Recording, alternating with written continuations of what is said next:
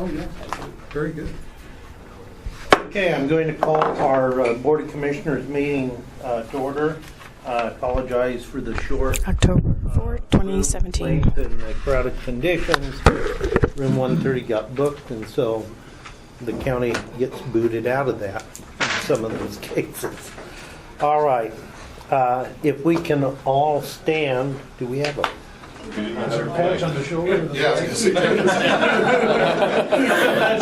Flagpole's out that way. Turn sideways, Kathy, would you please? Bill, would you lead us this morning? I pledge allegiance to the flag of the United States of America and to the republic for which it stands, one nation, under God, indivisible, with liberty and justice for all. Thank you.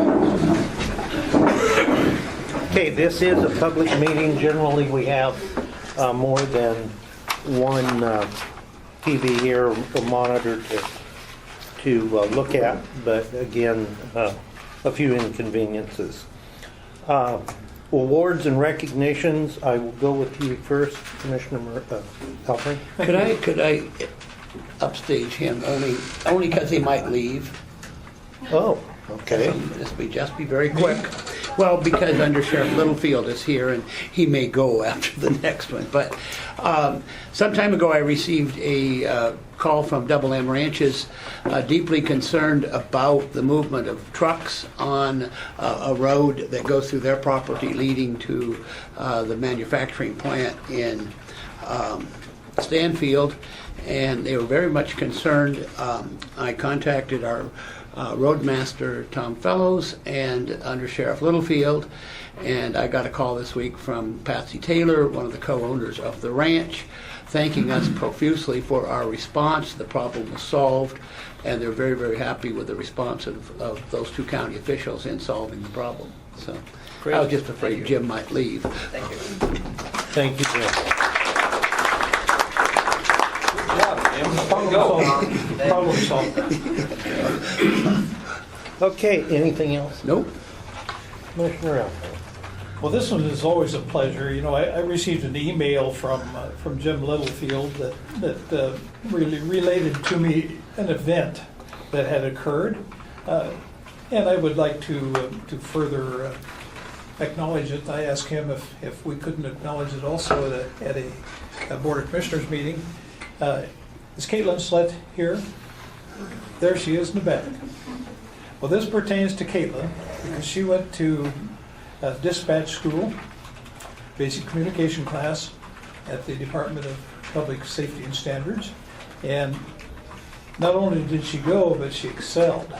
She really did well. She ended up bringing home the Carol Fagan Academic Achievement Award, which is tremendous.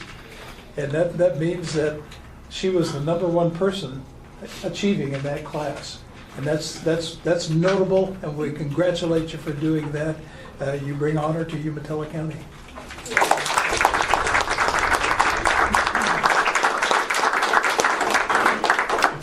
And I have one more additional one. This is for the employee of the porter. So there's only 4 times a year that this happens. And so the spotlight's on our Sheriff's Department today. That's great. This one, I'm going to read it because it's really worth reading for all of you to know. It says, Jamie works for the Umatilla County Sheriff's Office at the West County office in Hermiston and has been an employee for 9 years. She's a tremendous asset to that location and fills many roles there. So far this year, Umatilla County Sheriff's Office deputies have written nearly 1,400 cases. Jamie is one of the 2 people responsible for processing the reports and routing them to the proper agency. During this time, her co-worker was on leave, which meant Jamie was doing the work of 2 people by herself. Even with the increased workload, she was able to keep things running smoothly. Jamie also transcribes recorded police interviews. This often means listening to hours of tape over and over again. People mumble? And typing what was said word for word. Anyone who has done this knows that it is a daunting task and is not to be taken lightly. Jamie does this with great skill and efficiency. She's the only person that works at the front counter in the West County office and is the first person that people see when they come to the window. Majority of people that visit the office have either been a victim of a crime, had their vehicle towed, or are needing to speak with a deputy regarding some type of complaint. Suffice it to say, most of them are not in a good mood. Jamie greets them with great professionalism, and her devotion to customer service is exemplary. I know how it can be to be the lead person when people come through that come in the door. That describes it very well. They're not necessarily in a good mood. And it's the job of the person at the front desk to put them at ease and make them feel comfortable. As the main supervisor at the West County office, I find Jamie to be an invaluable part of my team. I could go on and on about how instrumental she is and how much I rely on her to help carry out the day-to-day operations. Jamie's commitment to this county and our agency should be acknowledged. Jamie is a great member of the Sheriff's Office team. She's a great team player and willing to help deputies and detectives or other co-workers whenever it's needed. Jamie is an asset to the public as well as she helps with records requests and taking in civil documents to be served. The Sheriff's Department would not function near as well as it does without her. And that was the nomination and why she should be recognized. And it's with great pleasure that we recognize Jamie Schockman as the Employee of the Quarter.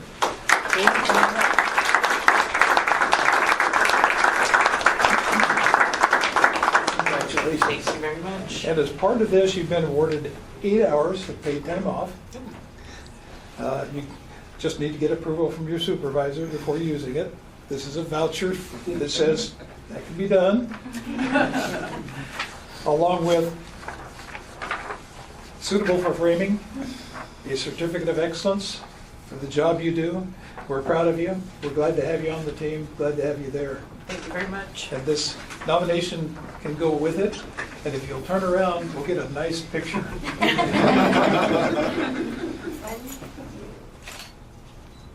Thank you. Very well done.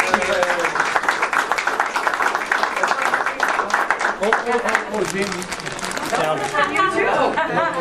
Commissioner Murdoch says he wants his taxes out of that. As a liaison to public health, I need to confiscate that.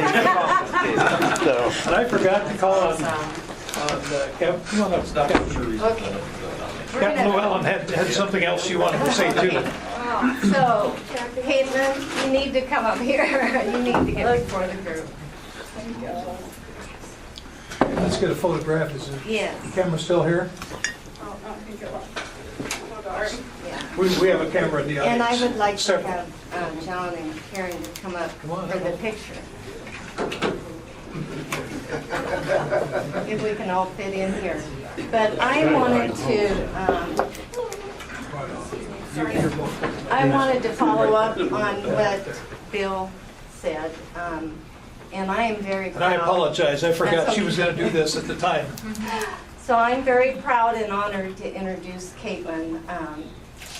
And I want to congratulate her on earning this award. This award is called the Carol Fagan Award, and it's the highest award that a telecommunicator can get for basic training at the academy. And it's quite an achievement. She earned the 100% on all of her testing, which is amazing. And she should be very proud of earning this award. Not a lot of people get it. And the Sheriff's Office is very proud of you. And what I wanted to read is what the Carol Fagan Award stands for. It says, this award is granted to the top academic student at each basic telecommunications class.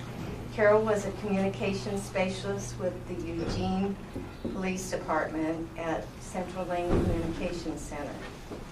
She was instrumental in the creation of the DPSST's telecommunications training program, which began in 1990.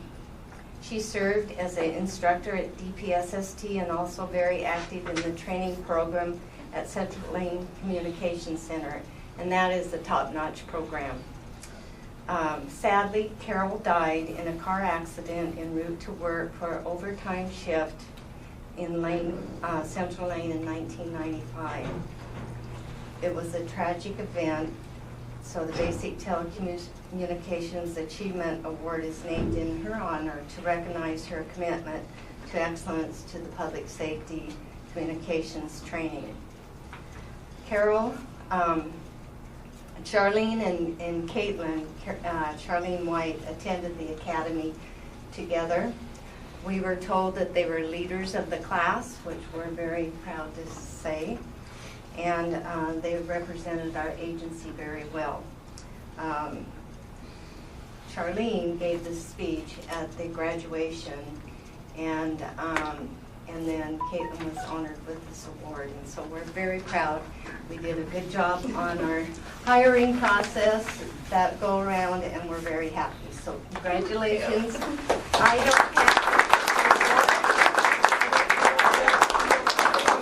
don't have. I have it now. Do you have it? Yeah. Okay, so put that on your wall. I received the award and I have it in my wall, on my wall in the office, but it wasn't called that because I went in 1994. So anyway, it's an honor to get that award.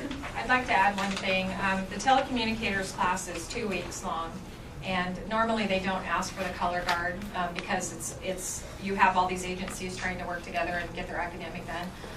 These two actually stood up and went for the color guard and got everybody whipped into shape within a week and so, and they got the highest honors, and which is 2 academic or 2 flags on their thing. So yeah, they did really well. Kathy, before you let her get away, could we have Sheriff Rowan step in?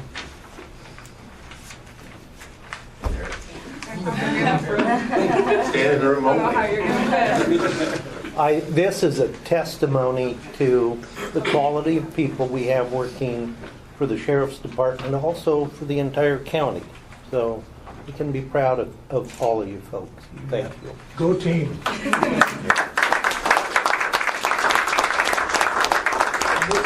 This has got to be the safest Board of Commissioners meeting I've ever attended. Go ahead.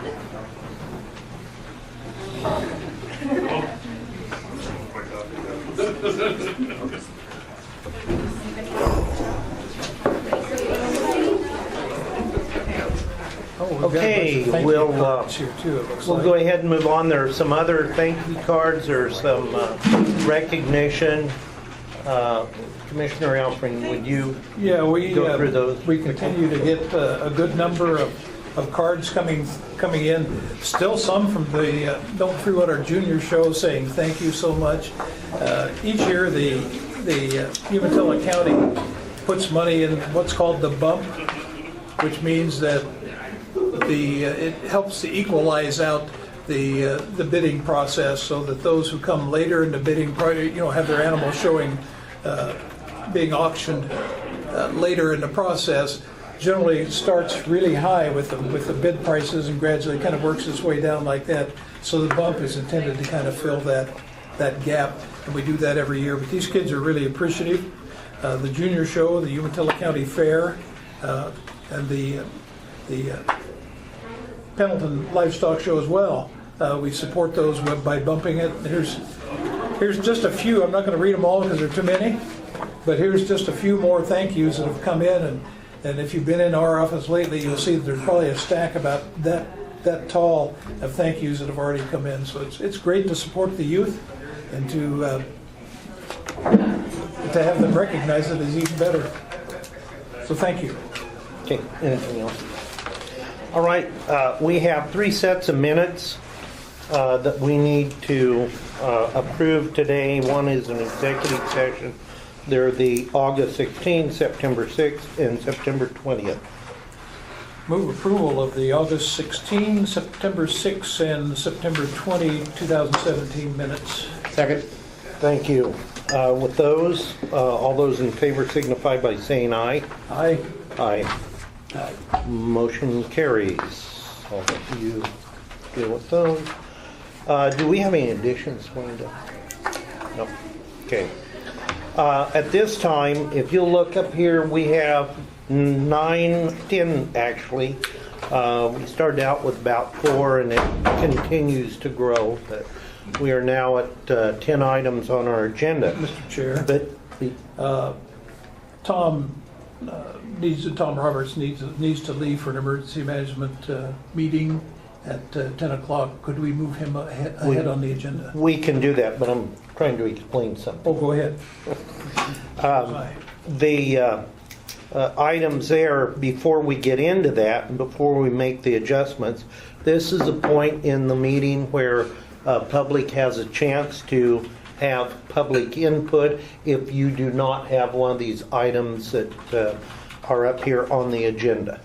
So with that, public input this morning, anything that anyone wants to address the Board of Commissioners. Okay, we will move on with our agenda then. So we are going to move to number 6, the emergency management grant, to accommodate, Tom, your schedule. Thank you, Commissioners. I apologize, I had another commitment. Essentially, what I'm coming in front of you today to ask is the continuation of an item that we already brought in front of you, and that is in regards to the Hazardous Materials by Rail Incident Response Plan grant. We were awarded up to $10,000 from the Oregon State Fire Marshal's Office in coordination with our local emergency preparedness committee, or LEPC, to have a grant, to have a plan written that addresses specifically incidents such as what happened down in Mosier, where we have a rail derailment or something like that involving a hazardous materials release, and to plan for such an effort. This is a high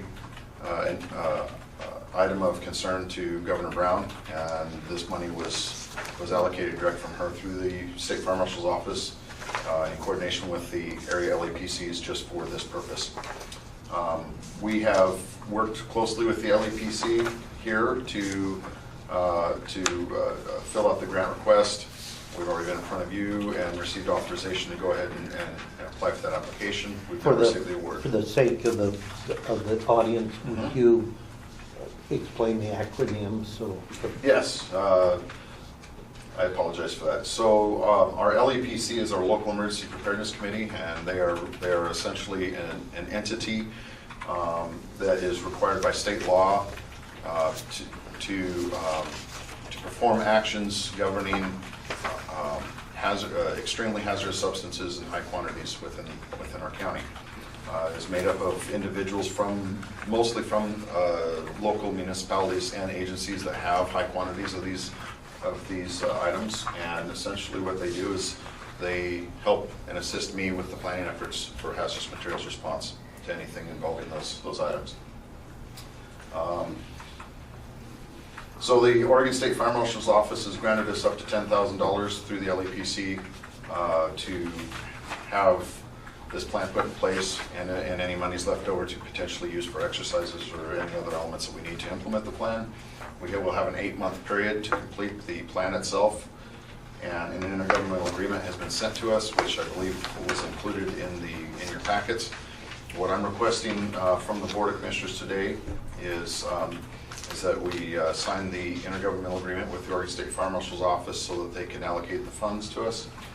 Pat Hart was selected by our LEPC as the individual that they would like to use to draft the plan for several reasons, to include the fact that we are working closely with Morrow County, my counterpart over there, Under Sheriff John Bowles, as well as their LEPC, so that we have a very comprehensive plan, and that is who they're using. Plus, Mr. Hart is also the former fire chief of the Hermiston Fire Protection District, as well as former head of the Region 10 Hazardous Materials team out of Hermiston, so he's very familiar with the hazardous materials response.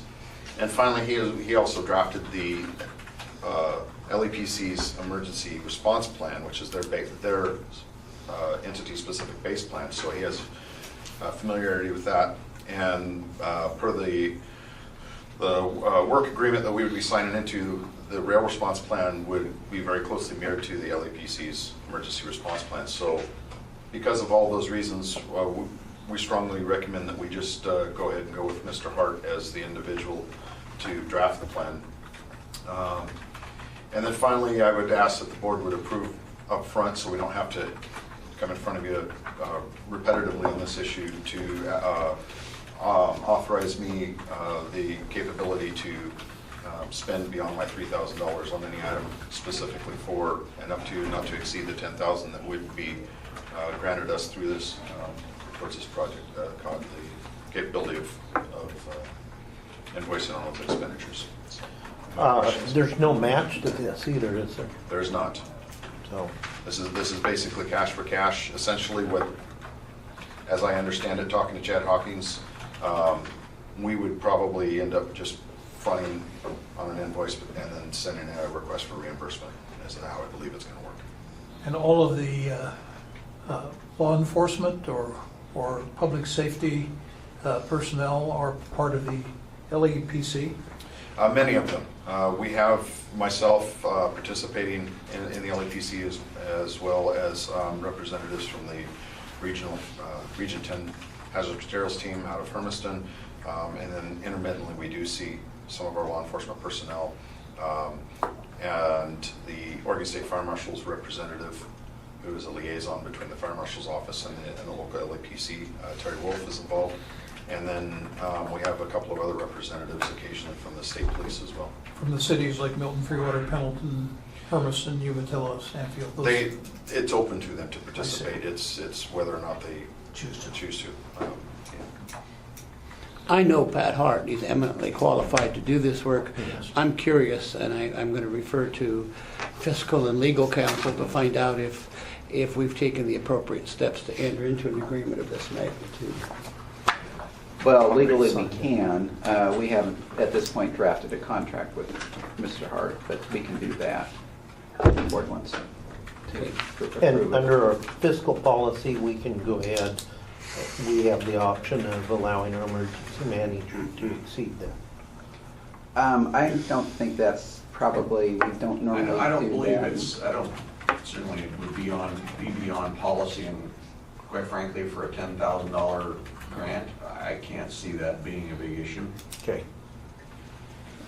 You know, there would be at most one purchase that would exceed. Yeah.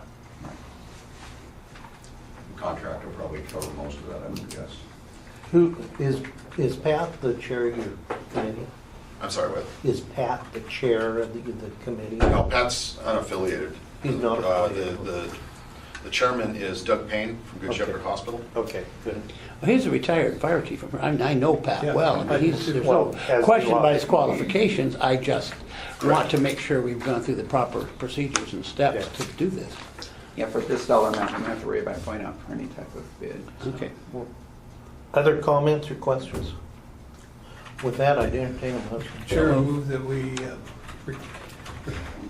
approve the IGA, authorize Pat Hart to author the plan, approve spending authority up to $10,000. Second.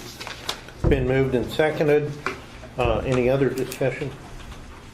All those in favor signify by saying aye. Aye. Aye. Motion carries. Tom, thank you. Appreciate it. Appreciate that.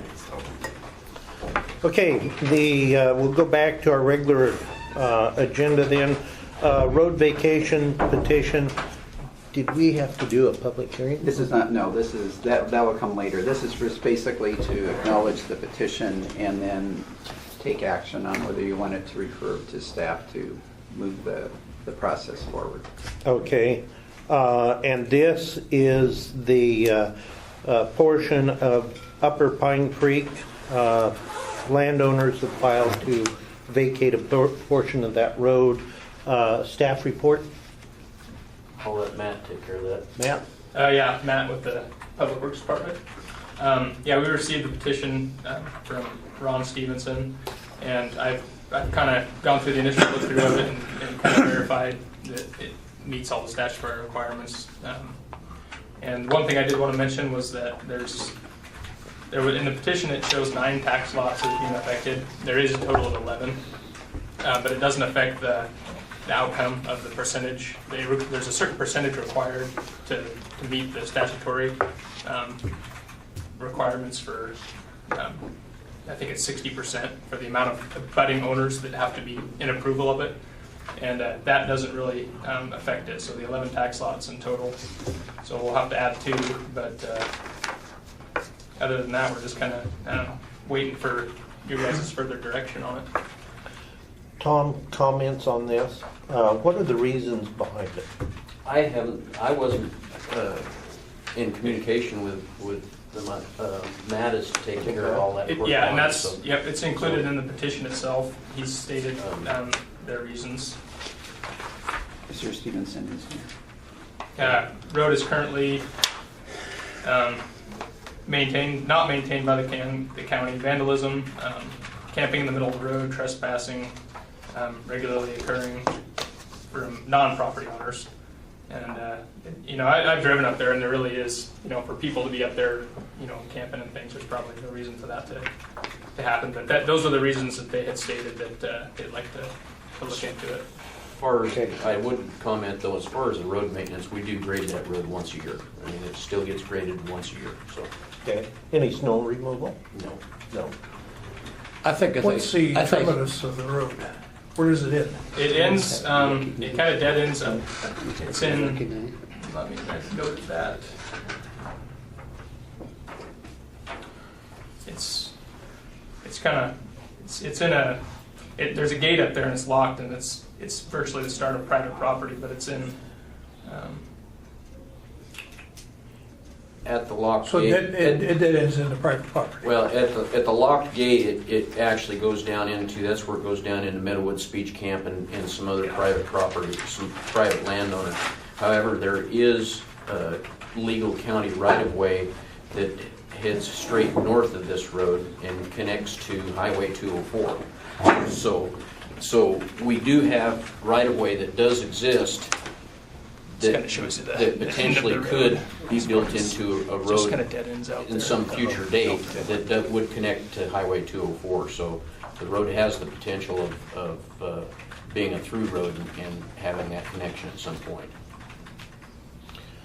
So this would lead to a hearing then? Yes, there would be notice and a So hearing. any concerns by any abutting property owners or people who frequent the road would be able to come Yes, speak? yeah. This is just basically to see if the requirements for petition have been met, and then if so, then you can just basically refer back to the department for formal investigation and to come back before for hearing. I know we have the landowners here, I believe. I would like to give you folks an opportunity to speak. I'm Ron Stevenson, my wife Janet. Janet is a property owner at the confines of Marcus Lane and Pine Creek, and that portion had already been vacated. The portion of Pine Creek is about 3 miles from the end of the road to where we propose to put the gate, which is actually at the corner to allow people to be able to turn around where it meets Marcus Lane. There's every property owner that we are aware of, I'm not aware of the other two, has supported this and to, in essence, allow the road to be shut down. There's no reason for anybody to go there except a property owner if the road goes over. And we are getting into vandalism and campfires in the middle of the road. They've set up camp and then start a campfire during fire season, and various issues that it doesn't need to occur. And we're willing to take on the responsibility of the road. We'll have permanent ingress, egress to all the property owners and maintain the usage of that for the property owners. There's only one house that is down this 3-mile stretch for residents, and they're one of the petitioners that are supporting what we're trying to do. Okay. Is there any way that section of road, Blue Mountain land, was that formerly Hancock lumber? No. It's Reith Mill. Okay. It's, Dodge? Dodge. Hancock is up there. They have a small parcel also. They have agreed to it as long as they can obviously get ingress egress. Okay. And our feeling is that we'd like to have it, perhaps even a condition of the vacation, that egress is allowed to the property owners down the existing road. And so everybody's concern would be answered, and then we take over the responsibility of the road. Are you going to allow the same kind of access that Narcus Road has? Narcus Road With, has. with the yes, multiple locks? That's correct. That's exactly how it'd be done. Umatilla Electric would have it, telephone would have it, along with property owners. Forestry, the chain has 8-9 locks. I'm very familiar with the property, as you know, and it is a pain. It's been, well, we ran cows on that, and the exposure to the property owners on the backside is really a problem. And I couldn't begin to say the number of people who were up there, none of whom I could see any valid reason for their being there. We have 5 cameras, trail cameras, and there's people. It's unbelievable. Having observed it, I would move that we accept this and refer it to Public Works. Second.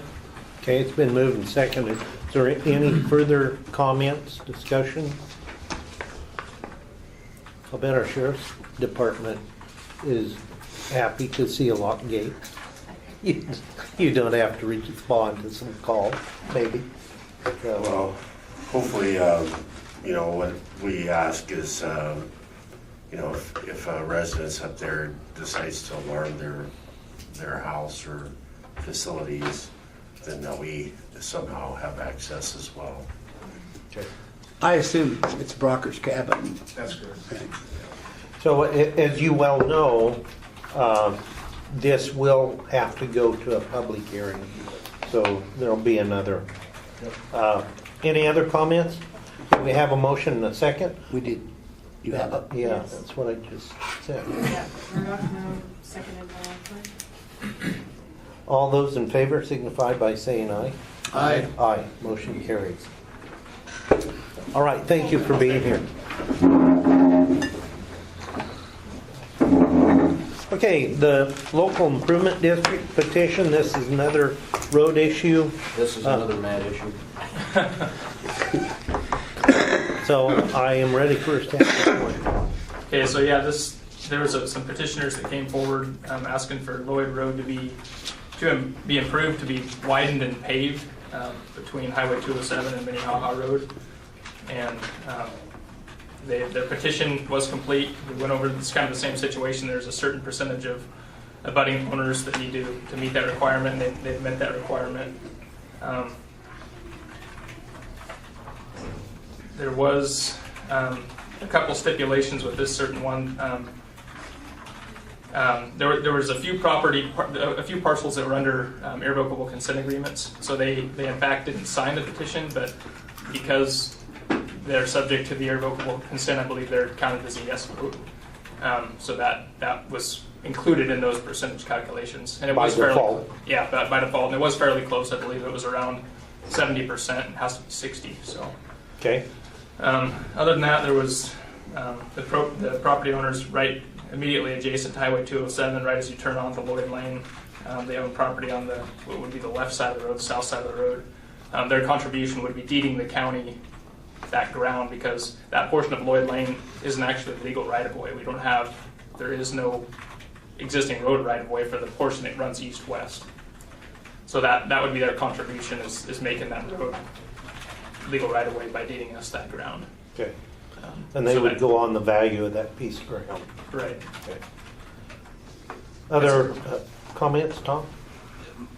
The only question I had when Matt and I discussed that, and it had to do with the deeding of that piece of ground, I'm not convinced that the ground is going to be worth the same amount of money that the other folks are going to have to be putting up for the project. So in other words, the value of that property may be somewhat less than what their normal contribution would be to the project, and I'm not sure that I don't know how that works. Yeah, it only amounts to about 1.9 acres in total. Doug Okay. would have to answer that a little more, but it would depend on how we, Well, it would depend on how much the cost would be and then how it's going to be divided up, but that would be part of the whole process we'll set then at that point. But that because value would have to be based on the appraisal. All right. And the way these work, everyone would get a chance to vote anyway later on. So if those landowners really don't like that, then they can vote no at that point. Okay, other comments, questions? Mr. Chair, move approval. Second. It's been moved and seconded. All those in favor signify by saying aye. Aye. Aye. Motion carries. We'll move forward, and we don't yet have a price that we've given them. we'll have to get a consultant on board and have them actually work up an actual cost estimate for the project. And if it is too high, they have the option of saying, no, we don't want to do that. So that is out there too. So, okay, the postage meter purchase. Thank you. Thank you. Good morning, Commissioners. Sorry. Thanks, guys. I gotta go pave roads so I can. Pave mine too. Good morning, Commissioners. Dan Lanai with Administrative Services.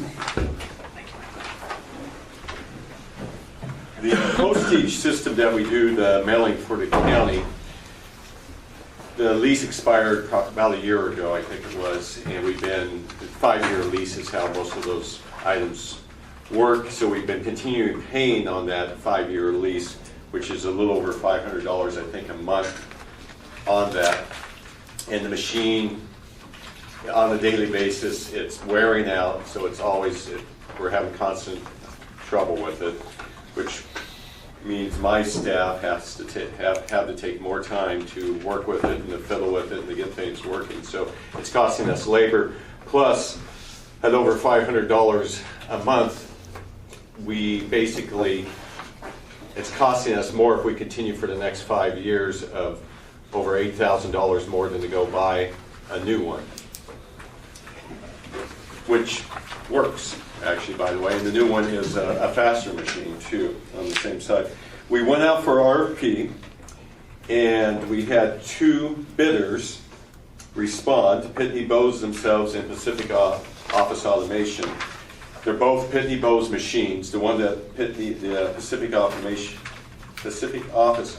Automation bid was a faster machine, still the same model number, but a faster one that does the envelopes a little faster. Instead of, I don't remember what the time was on the amount of envelopes, but it was 60 envelopes per minute versus 90 envelopes per minute, or maybe not minute, but that's the speed they go to. So it does run faster, which when we do big runs would save us some time too on that. The Pacific Automation, Office Automation's unit was $13,350, and the Pitney Bowes unit was $11,925. So basically about $1,200 difference for that first year, because they both include maintenance. But when you look at Pitney Bowes, it should be on your sheet there too, if they got a cost breakdown. Did they get one of those? Yes. Or is on there? If you flip over to the next page, you can see the 2 as we go along there. And in over a 5-year period, it's actually a little bit cheaper to go with the Pacific Automation equipment than it is to go with the Pitney Bowes. We would save almost $800 in the end by going with them, because they have a lower maintenance cost, yearly maintenance cost, and also a lower postage meter. In order for us to meter mail, to say that it was metered on this day, we have to pay a rental fee with the post office for that, a monthly rental fee. With Pacific Office Automation, it's only $72 a month versus $90. The same on maintenance. Pitney Bowes wants $300 more a month or per year for maintenance. So in the end, it's cheaper for us to, over a 5-year period, to go with the faster machine than it is to go with the slower one, even though there's a upfront cost is a little less on the first year. So it's broken down here as it goes along. So after the fourth year, we're actually $300 ahead, $291, and then the third year we're $800 ahead. If we were to continue with the machine we have right now and just keep renting it, we would be closer to $9,000 of extra cost because of the lease and everything. And since the machine's getting older, usually a lot of times they'll start to drop the maintenance program off, and we would be forced to buy one in the next few years anyway, a newer one. So Doug, under contracting laws, even though the upfront price is higher, we're still okay to do this? Yes. Okay. How old is the current machine? It's about 6 years. Is that where we're at, Bob? I think that a 5-year life is what they Yeah, expect. they're basically, almost all electronics nowadays are based on a 5-year life. 5-year lifespan. And penciling out, it's still cheaper to buy than to lease. Yes. Okay. I found it interesting that you say it's the same model, same machine, but one works faster than the other? They have different engine speeds. It's like buying a car that either has a 6-cylinder, a small V8, or a big Gotcha. V8. So you have those options. Gotcha. It's optional stuff. At the top here on your sheet, it lists what the total cost over 5 years would be to lease the machine. So if we were to lease either of them, the minimum one would be $27,333 over 5 years. At the very, very top of that sheet. And There it is. we're Yes. talking, we're going to be paying $22,000 over the 5-year period, which brings us to about a $5,000 savings to purchase outright versus leasing. And we would have to lease that machine for 5 years, just like, so we wouldn't be able to change out the machine if we wanted to earlier or anything. The time value of the money is still works into this equation? Absolutely. Any other comments? I would entertain a motion. Mr. Chair, I would move that we award the contract for purchase of the postage machine to Pacific Office Automation for the amount of $13,350.44. Second. We have a motion and a second. All those in favor signify by saying aye. Aye. Aye, motion carries. Ken, I believe you have the next one, don't you? Yes. Thank you, Commissioners. Thank you, Commissioners.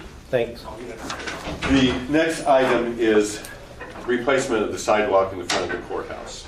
We went out for RFP for that. Replacement of the sidewalks, the west and the east sidewalks are on part of our preventive maintenance plan. We started with the front sidewalk and went out to bid for that. Part of our plan, as we have talked in the past too about trying to create a single entry point and have paid for an architect to come in and look at a single entry point into the courthouse, would be to move our handicap parking to the west side of the courthouse on 4th Street here. In order to do that, we would have to have diagonal parking in front of the courthouse.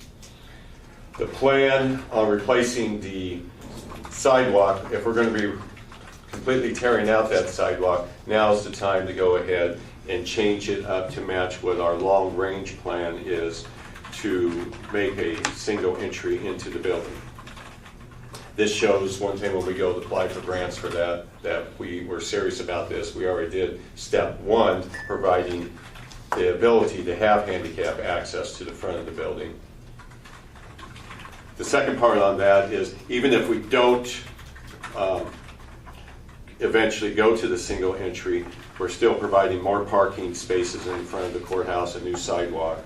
So it's the best way to go this way than to just replace the sidewalk going straight and not providing that diagonal parking. Because eventually we'd have to tear that out if we did go to the single entry. It'd be a waste of money by going down. We only received 1 bid. It's a lot of work to do this because the sidewalk has to come out. It has to be then removed a lot of the fill, the grass there, because it's going to come up a ways onto our front of our building. We're going to have to relocate the flagpole. We will take out one of the trees, but we'll plant a smaller tree to replace that.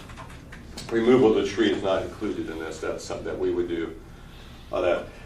The bid that we got was from Lauren Lindell's Construction for a total of $65,628.59.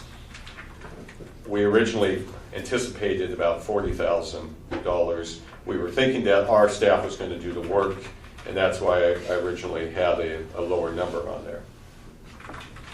With time constraints, weather coming, and the now going with a more complicated sidewalk in the front, there's a lot more involved, and going with a contractor was a better choice that we viewed, and also it gives us a number to go with too if we decide not to move forward with that. We have money in the facility improvement fund to cover the $65,000, but what that means is other projects that we anticipate to do down the line, there's less money to do those projects. So it's kind of like if we were to do this for extra, that means there's less to spend for other items down the road. Dan, any issues with the city?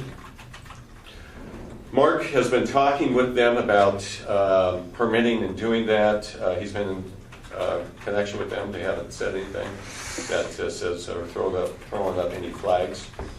I do know one thing with the city right now, one of their bigger pushes is when we do anything or parking lots, they want to make sure we're putting in trees is one of their big moves at the moment. But Mark's been in communication with them and has not had any flags come up.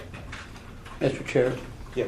I've been the major proponent of this based upon exceptional concerns regarding liability. Anybody who's been out there and seen that sidewalk understands it's an accident waiting to happen, and I think we need to move forward immediately. So I would put a motion on the table to approve the project. And this also fits in our safety plan for entrance to the building. Right. What I've been concerned about, I know Sheriff's Department and our court security have been concerned about. How far would the diagonal parking extend? Would it be the full length of the block? It would not. It would start just past the ramp into Elections. So that's where it would begin. And then it's to come just next to the water fountain. We're not going to touch anything to do with the clock tower. So all that area stays the same. So it's going to come right up close to that water fountain there, but that's basically where it ends. So the clock tower curves in and then curves back out past the handicap ramp. So there will be additional parking actually by going to a diagonal path? Theoretically, we would be able to have more cars with handicap and van access when we move. At the first, we won't be providing that because there's no entry there. But when we do stripe it for that, we would probably still have the same amount of parking, but we wouldn't have more parking because you have to have at least a 4-foot for a van to drop your ramp out and stuff. And we'll make appropriate provisions for visitor parking. We'll sign it all, and it will be then, I'm not sure how we'll say public parking only or customer parking only or something like that between 8 and 5. I think I would second the motion. Okay, it's been moved and seconded. Any further discussion? All those in favor signify by saying aye. Aye. Aye. Motion carries. Dan, thank you. Thank you, Commissioners. Okay, the position for the Veterans Office. Doug, or who's speaking to that? I can. Okay. This is in response to ballot measure 96, which was passed by the state of Oregon as part of our planning for the passage of this and getting new money. We were required to work with the state Office of Veterans Affairs to create a plan on how we intended to utilize the money that came from the state lottery funds. It was an overwhelming vote from the people of the state. One of the major components of our plan is to recruit additional veterans or make it people who have been in the armed forces more aware of the services we provide. It is not just a program that recognizes people who have been in the armed services. It also is a tremendous economic development action on behalf of the county. I don't know if you're aware, but in the last 3 years, our veterans have received an additional $6 million in benefits. Now, that isn't a single payment. That is the fact that they are now receiving $6 million per year in additional benefits.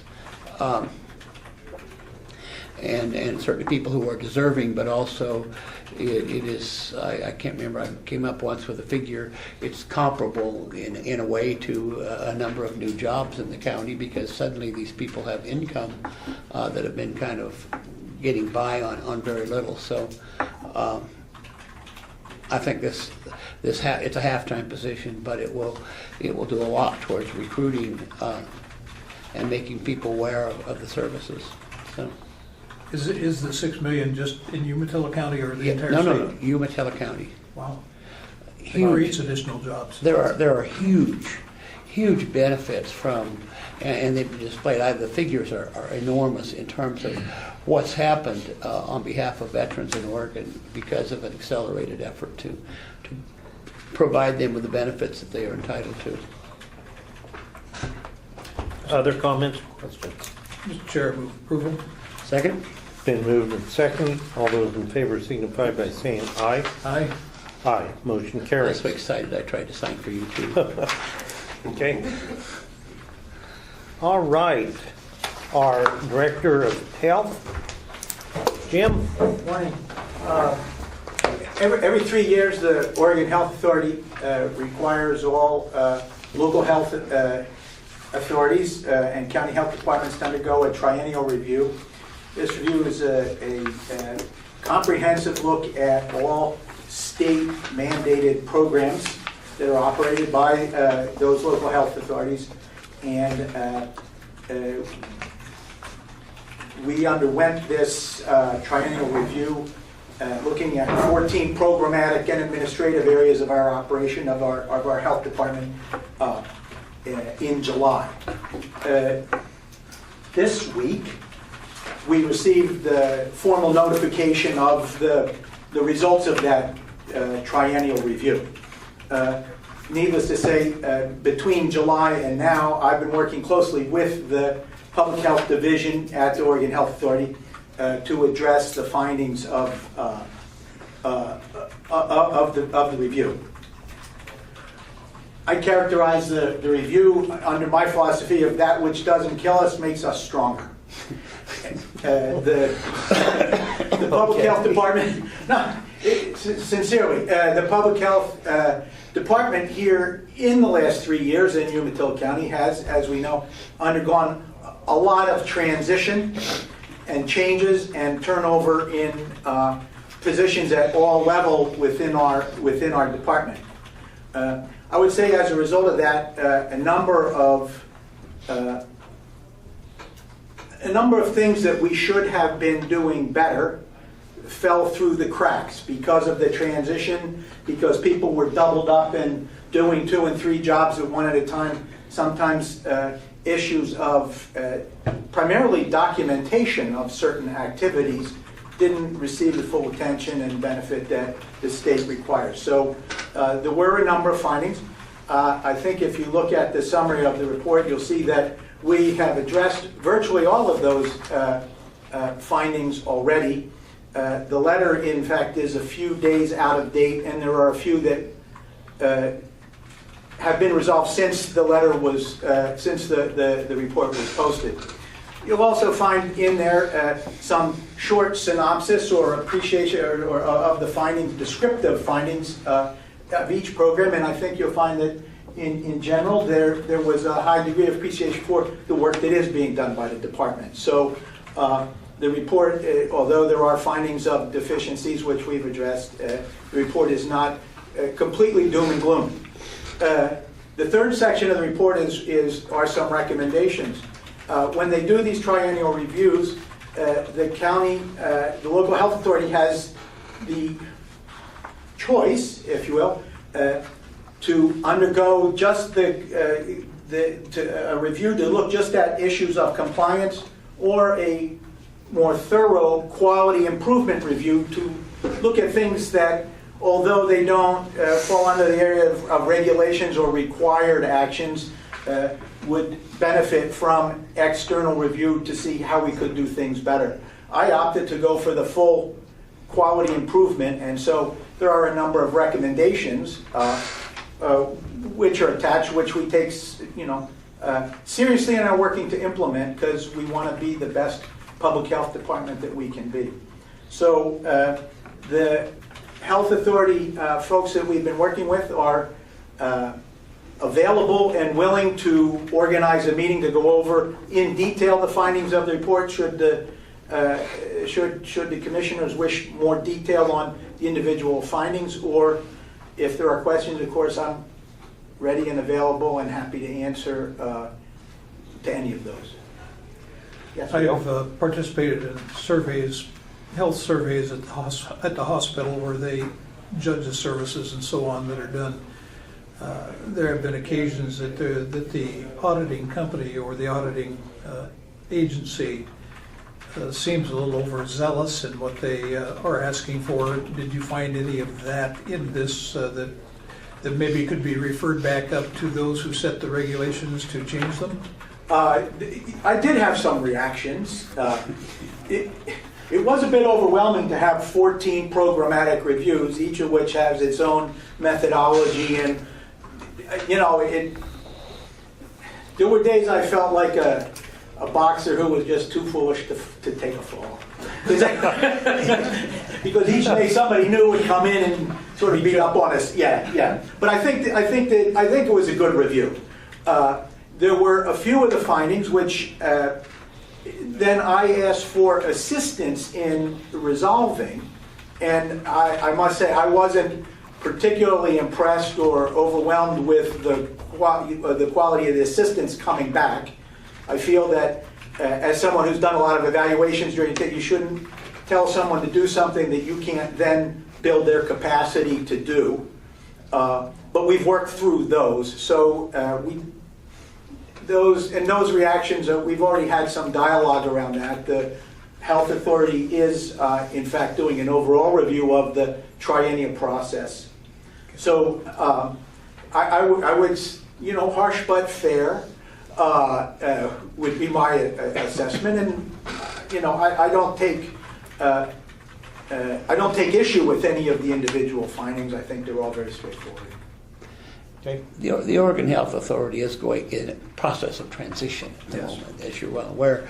I think in fairness to Jim also, the fact that they have yet been unable to field an entire team continues to provide difficulties. Yeah. We're still playing 8-man football in an 11-man league some days, and that's that presents challenges, of course. But we're working on these issues, and I really have to say thanks to the entire team to pitch in and put up with the review itself, and to help me to organize and marshal our response in obviously timely fashion, because I think we've knocked out just about every one of the required responses. In terms of the OHA's offer to come and go through this report for the commissioners in a comprehensive fashion, I did take the liberty of telling Jim that I had read it thoroughly as the liaison, and that would probably be sufficient for my colleagues. Since you are the liaison. And you may not want a comprehensive presentation. There will be a fuller report than this one, which has all of the data collection tools and all the reactions from all the reviewers, and it's about that thick, and I'm not sure that's required reading by anybody other than myself, but we will share, and I'm always happy to answer questions about any of it. Okay, Jim, you've put forth a recommendation on your proposal to move forward with the improvements. What I would like is for someone to have a motion put forward to accept the report, and also our health director's proposal to move forward on his plan for addressing. I would so move. Second. Been moved and seconded. Any further? And most happy to come back and report on any follow-up at any time. Thanks. All right, thank you. We have a motion second. All those in favor? Aye. Aye, motion carries. Okay, Jim, thanks. Thank you. We have a planning commission appointment. Doug? Okay, it's coming before the board for reappointment of Sunny Danforth. The term has currently expired. She's eligible for reappointment, and she is interested in continue to serve. So the board before you appoints her for another 4-year term. Okay. Mr. Chair, I move approval of order BCC 2017-064, reappointing Sunny Danforth to the Planning Commission. Second. It's been moved and seconded. All those in favor signify by saying aye. Aye. Aye. Motion carries. Do we ignore, does the planning department or somebody write a letter thanking Yes. her for her service and welcoming her back? Bob will probably do that. Okay, the livestock compensation payment. We also, regarding that, we received notice that the state had come up with an additional $65,000.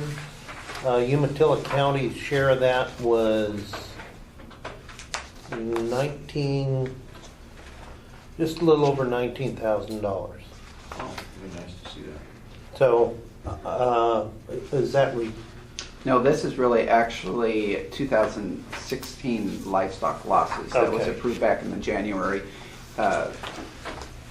committee meeting, and at that point, the committee approved them and moved it forward for the grant application for 2017. That was approved, all of the livestock compensation was approved, and that agreement was signed, and the monies have been received. okay? Great. All right, questions? Comment, you'll find in here I'm abstaining due to a conflict of interest. You would have a conflict of interest? Well, if you'll notice, one of the major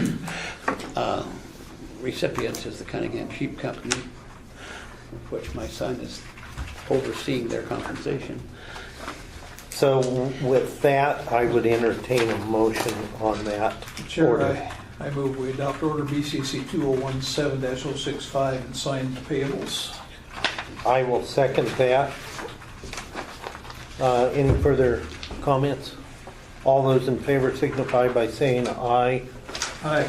Aye, and it was noted that Commissioner Murdoch is abstaining due to a possible conflict of interest.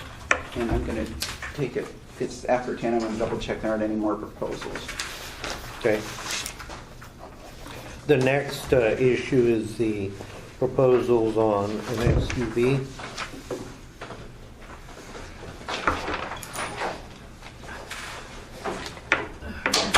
Is that the one from the sheriff here? No, Oh, okay, got it. his have vanished. Pardon? His have vanished. Oh, okay. Is that right? Do you need a letter opener? Well, there was something from Jim. I don't know who's opening them. Maybe He it's opened just or Doug opened? memo to Doug. Tom Dancho. Maybe I'll let Doug come back. Okay. I want to make sure they have a tape player in there. An 8-track? I've heard that story, Terry. Oh, well, they asked what we wanted in the car. I want a tape player. And Doug said that's going to be awfully hard to get. Catch up in the wall. They're not even putting CD players in the world anymore. They don't? No 8-tracks? No, they're all MP3s. No 8-tracks either? MP3 stuff. I don't even understand that. My My gosh, you got 5 more? No, Those- this is something They else. expect to probably be wired in or by Okay, the there. accessory that provides it. Okay. That jackback eagle. Not sure about that. We just have these two? Yes, the two. Okay. Just a little thing.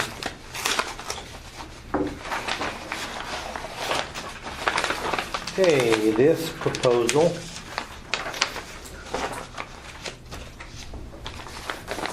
is from. Okay. I think that's Tom Dental, isn't Tom Dancho. I'm trying to. This is all. Oh, there it is. It's an edge.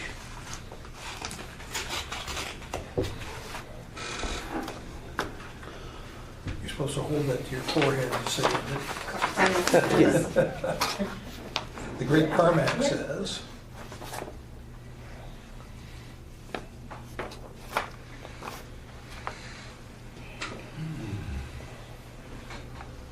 Oh, so they're ordering. I think I can't read it though. And this is from, next one's from Cheryl Chevrolet. So Doug, if you would announce the bid on that. The Tom Dental bid a 2018 Ford Edge SEL for $32,750. Unless you want a ruby red one, and then it's going to be more money. Those will match your slippers. I sure like the color though, it looks good, Yeah. looks deep. And it'll take about 12 to 14 weeks once it's ordered. And that one's an Equinox, so they both meet the. Yeah, an Edge is mid-size. So is that. So is Equinox. And this is the Is the Edge all-wheel drive, four-wheel drive, two-wheel? It's 4-wheel. Okay. And we've met. I think we've met. And the 2018 Chevrolet Equinox is $33,871. So unless you want to go with the red vehicle, the Edge is slightly like $130 cheaper. And the Edge is how long does it take on the, what's the time? 12 to 14 weeks. And I can't tell if the other one's in stock or not. They don't. Oh, let's see. It looks like it's in stock. 2 days to get it. The Equinox, Yes. How much is the difference? $130. Mhm. 121, isn't it? Yeah, it's 871 less 750. 871. I'm good with either one that meets the bid, but there's a since the vehicle is being given to has been purchased by Community Corrections and is continuing to accumulate mileage. It'd be nice to get it in 2 days rather than 14 weeks. Well, yeah, that's a cost difference also.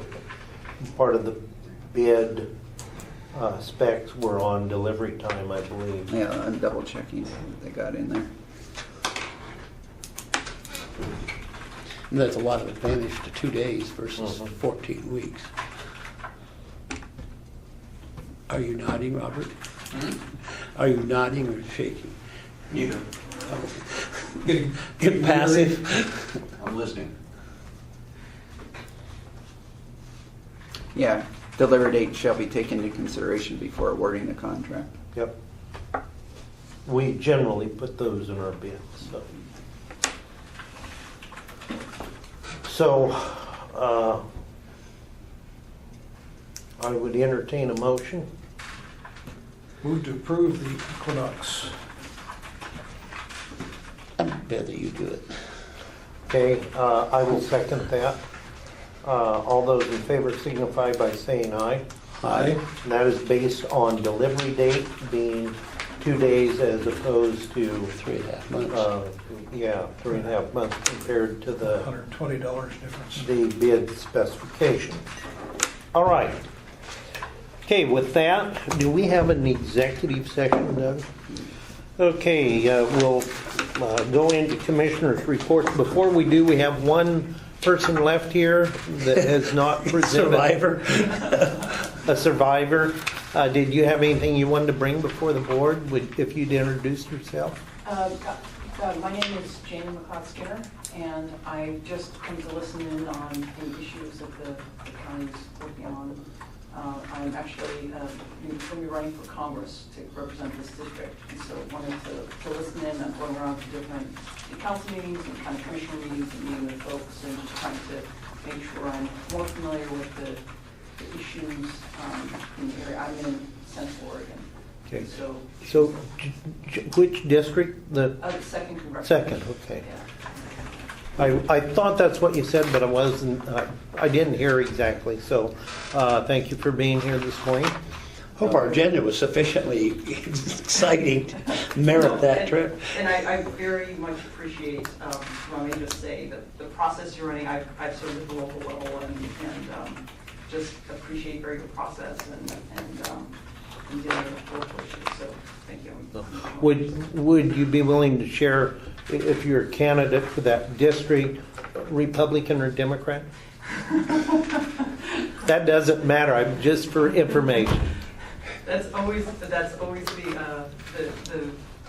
key when people jump to. I will preface it by saying I believe very strongly in people over party. I'm registered as a Democrat, but my philosophy is always grab the best ideas and bring them forward and make sure that we're taking care of our local communities. So that's my focus. Okay. Thank you for being here. The commissioner reports, you may hear some more information that you'd be interested in. I also just want to extend welcome any ideas or input or concerns from the commissioners and also from staff on issues that are key in the region and any ways that Washington can better serve in the country. Okay, thank you. So with that, let's move into our commissioner reports. I'll start on my right, Bill. Well, we had the meeting of the West County mayors and city managers yesterday in Pendleton. It was a good meeting. We were all the communities were represented with the exception of Umatilla. They were not at the meeting. They didn't attend. No. But a good meeting. There were several issues that were brought up that the communities could cooperate with each other on, and likewise with the county. And many things, of course, particularly in the economic development arena, that we are working together on. So it was a good meeting, good opportunity, and a pretty good lunch. Sorry you missed it. Mine wasn't as good. Beyond that, I think I've already reported that the Army has once again set another date for the transfer of the depot. I'm not even going to mention the date because I don't expect it to be upheld, or if we get to that point and there's nothing else in the world, that if the stars have quit sparkling and shining, they may transfer it. Other than that, I'm not overly optimistic. Transferring I'm speaking regarding the Army depot that is being in the process, has been for the last 28 years, of being stepped down and transferred to local use. Part of it also going to the Army. That's there. We are still working on some economic developments. I can't speak with definitively of who or what at this particular point because they're still confidential.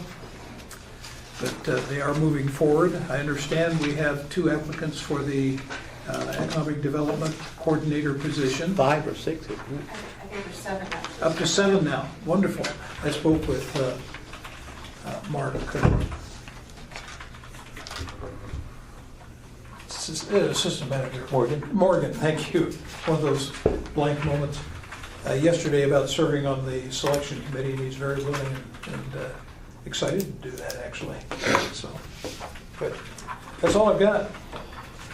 Commissioner Murdoch. I attended the mayor's meeting too, and got swept up in the Alfering health movement, and so I had a chopped salad as well as him. So I didn't have cheese on healthy mine. lunch, yes, I had the cheese. He did. I'm afraid today what my lunch consisted of. Well, It was on the road and it was not roadkill, but it was a good meeting, and there's a lot of things that are going on.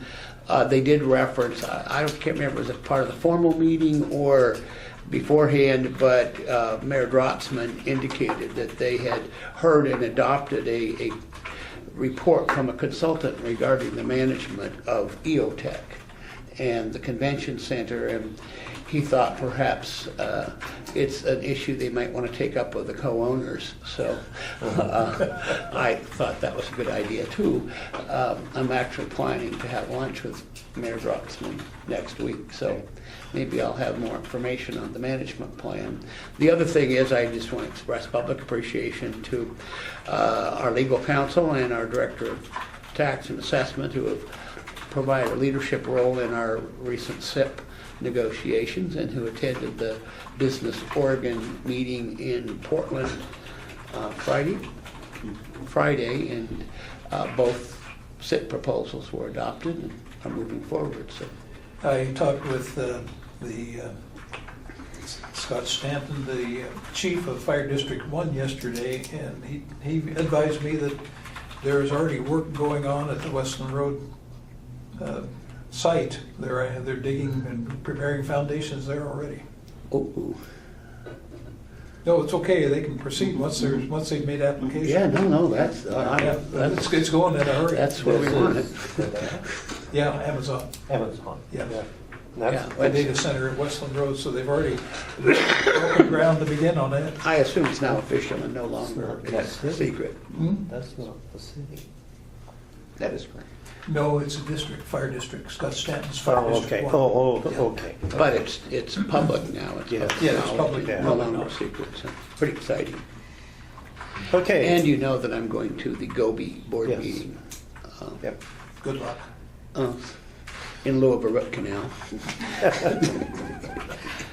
Okay, I chose to have both of you go ahead of me. I have a pretty long, lengthy report having to do with the Eastern Oregon Counties Association.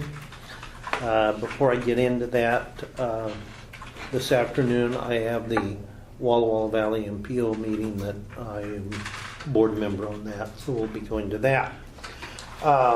Yesterday, as you know, I traveled to John Day to attend the Eastern Oregon Counties Association meeting, and that meeting was specifically for issues regarding the Blue Mountain Forest Plan. And we were asked to summarize and boil down and come to a consensus on what we were going to present to the Forest Service for that forest plan. And there were a number of issues that were talked about. Everything from water issues to, of course, fire issues, management issues.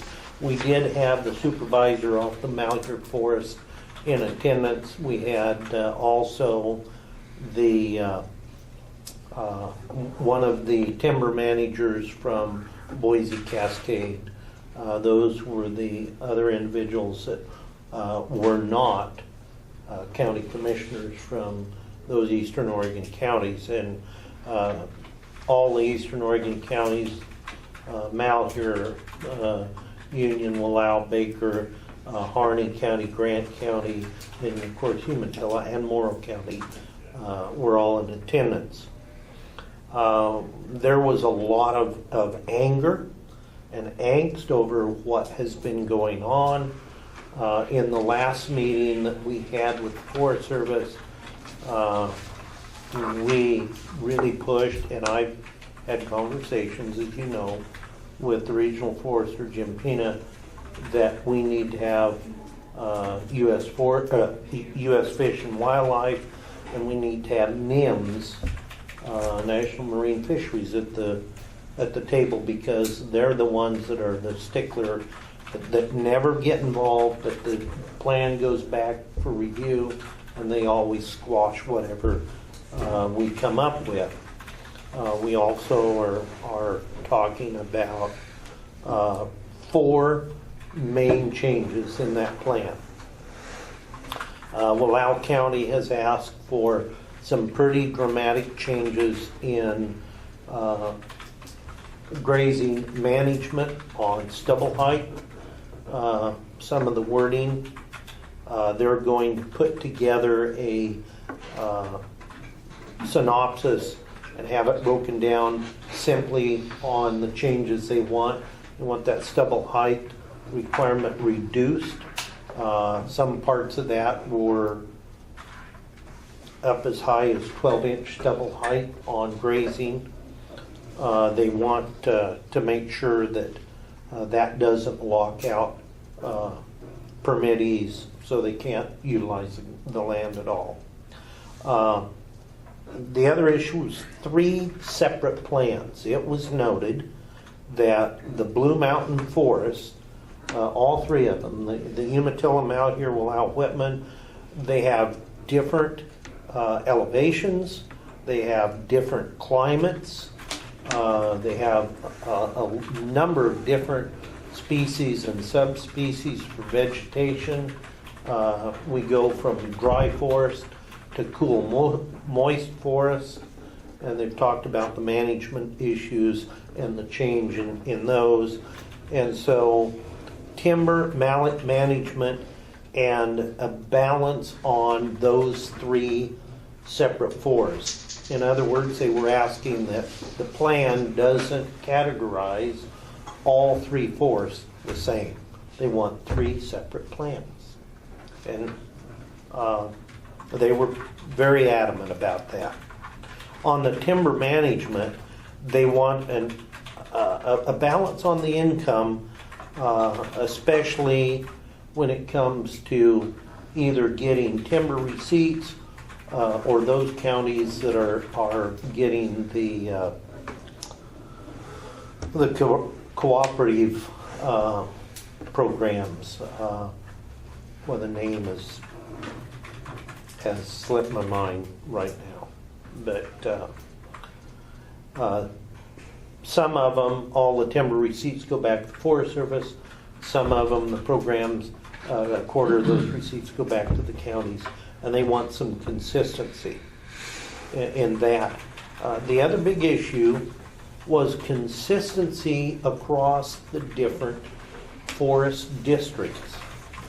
As an example, on the Wallow Whitman, a couple of the district rangers allow more leniency in forest use, whether it's grazing, whether it's access, those types of things. You go to a different district, and that district ranger, and these are ranger districts, that ranger may say, no, we're following our interpretation of the plan. Their feeling was there were too many different interpretations. And the Wallow Whitman, and part of it was because of lawsuits. They don't want to subject themselves to lawsuits. So an easy way is to say no. We're not deviating from the plan. We're not going to discuss it. They also had wanted to utilize all the alternatives within a 2-year period. Some of the alternatives were stretched out over 5 years. They feel like they should be utilized within 2 years. The problem with that is Forest Service staff is too small to get to all of these issues.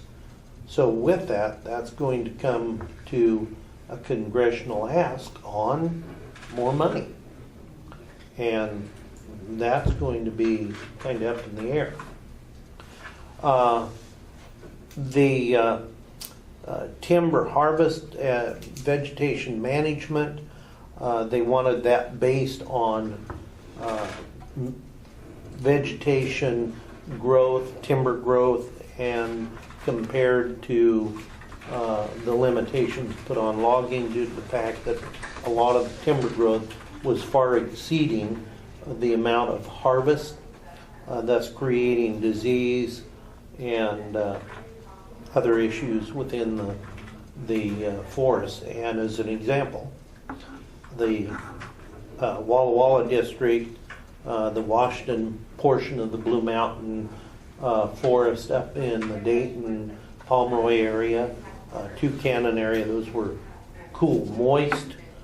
They had a lot of understory growth, and that was starting to add up in dry years to severe ladder fuels, and they felt an increase in pace and scale of harvest, and vegetation management would help control and do a better job of controlling wildfire issues.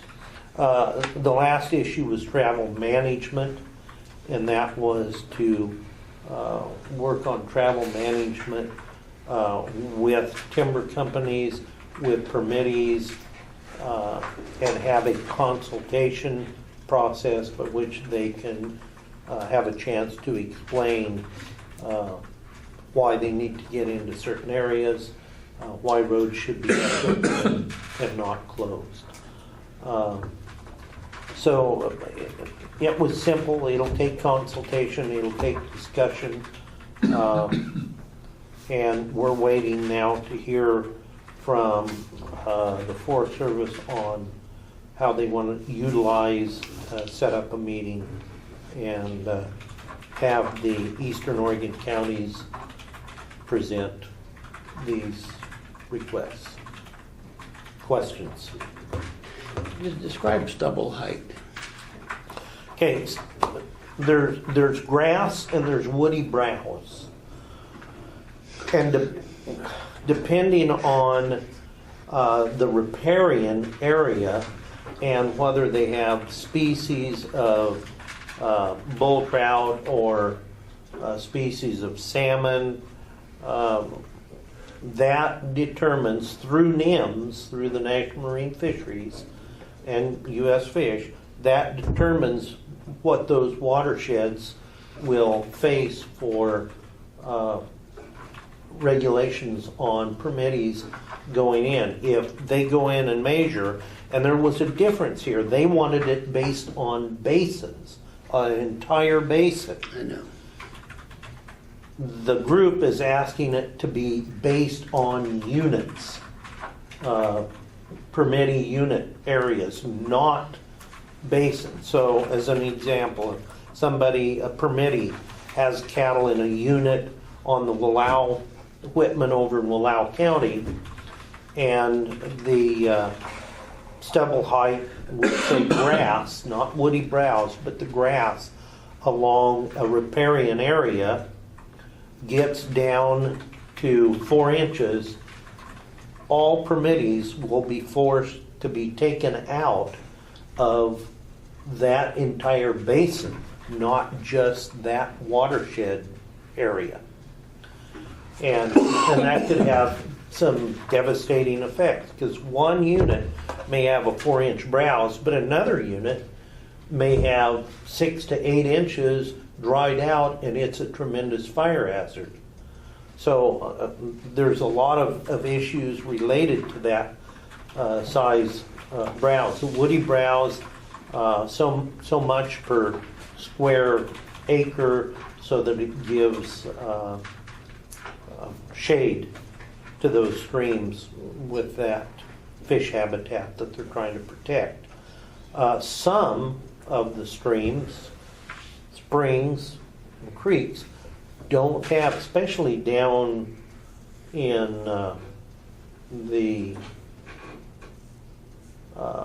Umatilla out of the Hefner district, they didn't have some of the habitat, but they still fell under the fish habitat.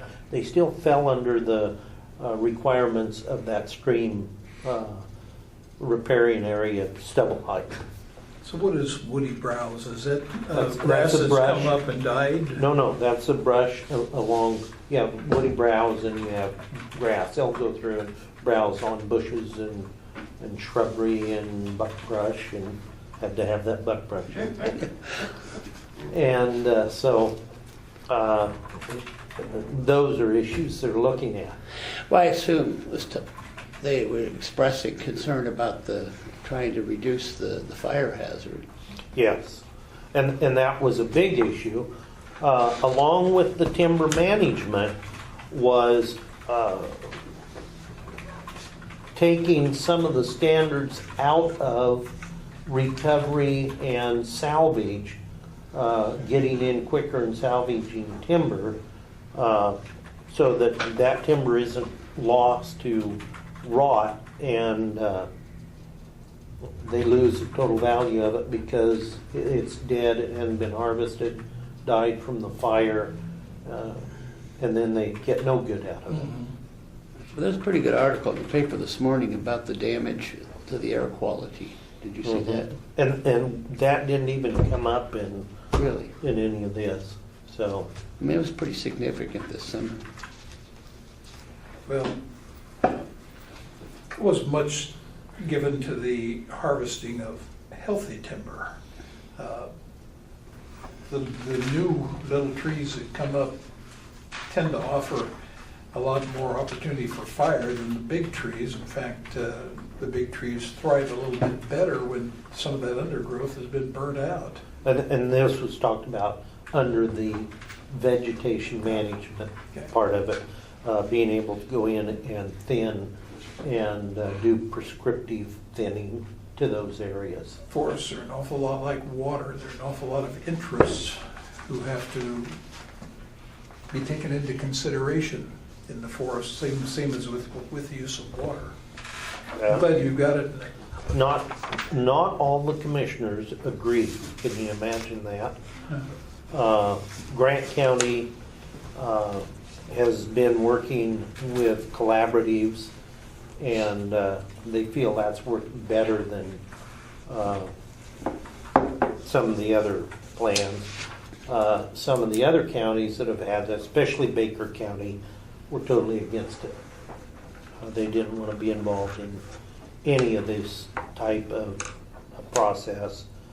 They're still working on saying, no, we have to have federal land management, get clear off our federal lands, and it needs to go to counties. Oh, They didn't talk about the cost of managing how they would take care of that. land. There is numbers out there about the Forest Service cost of fighting the fires, and Grant County did come up with some comments from the fire they had last year, that just the very small portion that they had to take care of cost them millions of dollars. So it really was a hard hit to Grant County. So we will continue this issue with the Forest Service. I think we will be eventually meeting with the new forest chief, Tony Took, out of DC, and meeting with he and Jim Pena. So with that was the big thing yesterday. It was a long trip, I'll tell you that. We didn't finish our meeting until about 4:30. So, Well, did you enjoy the fall foliage? you know, it had not started to turn the way I'd expected, but between the little town of Fox and Mount Vernon, I hit snow. Yeah, there's been snow. There was snow in the Willow Valley. Yeah. Came around the corner and snow in those shaded areas was still on the road, and I thought, oh, this is nice. October. So Oh, that Long Creek area is prehistoric. it's just prehistoric. No, we have a native back there. No, we had some friends posting some pictures of Beach Creek that there was probably 3 or 4 inches this last weekend. This was just a skiff, Yeah. but still where it was shaded, it was still on the road. A lot of traffic from hunters And then just before I got into Long Creek, got held up by road construction. So, That's a long trip at 55 miles an hour, isn't it? yeah, it's even longer at 40 miles an hour. You may have seen scenery you've missed in the past. May have what? You might have seen scenery you've missed in the past.